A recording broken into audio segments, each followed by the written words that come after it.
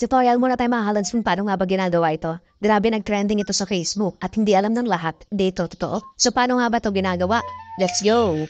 Una, punta kayo sa Play Store tapos i-search nyo yung Beautycam. Pagkatapos yung i-install mga kalods, punta tayo sa camera and then mag-take muna tayo ng picture ng i-edit natin. Make sure lang na wala masyadong magulo sa background. Pag meron na yung picture mga kalods, punta tayo sa Beautycam and then click nyo tong Beautify. Tapos open nyo lang yung picture na i-edit nyo. Kayo na ang bahala, pwede kayong kumuha na ibang picture na ibang tao. Tapos i-click nyo lang itong AI wardrobe and then i-scroll nyo lang, hanapin nyo yung nagtitrending na muscle. Kapag nakita nyo na, click nyo lang at hintayin nyo mag-load. Mabilis lang ito mag-load mga kalods, depende sa bilis ng internet ninyo. So ayan mga kalods, kitang-kita nyo naman in just one click, nagkaroon agad tayo ng napakaganda at napakalahing muscle. Hindi lang yan, pwede nyo yung gawin ito. At saka ito.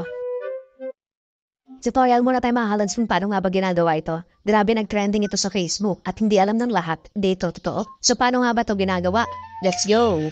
Una, punta kayo sa Play Store tapos i-search nyo yung Beautycam. Pagkatapos yung i-install mga kalods, punta tayo sa camera and then mag-take muna tayo ng picture ng i-edit natin. Make sure lang na wala masyadong magulo sa background. Pag meron na yung picture mga kalods, punta tayo sa Beautycam and then click nyo tong Beautify. Tapos open nyo lang yung picture na i-edit nyo. Kayo na ang bahala, pwede kayong kumuha na ibang picture na ibang tao. Tapos i-click nyo lang itong AI wardrobe and then i-scroll nyo lang, hanapin nyo yung nagtitrending na muscle. Kapag nakita nyo na, click nyo lang at hintayin nyo mag-load. Mabilis lang ito mag-load mga kalods, depende sa bilis ng internet ninyo. So ayan mga kalods, kitang-kita nyo naman in just one click, nagkaroon agad tayo ng napakaganda at napakalahing muscle. Hindi lang yan, pwede nyo yung gawin ito.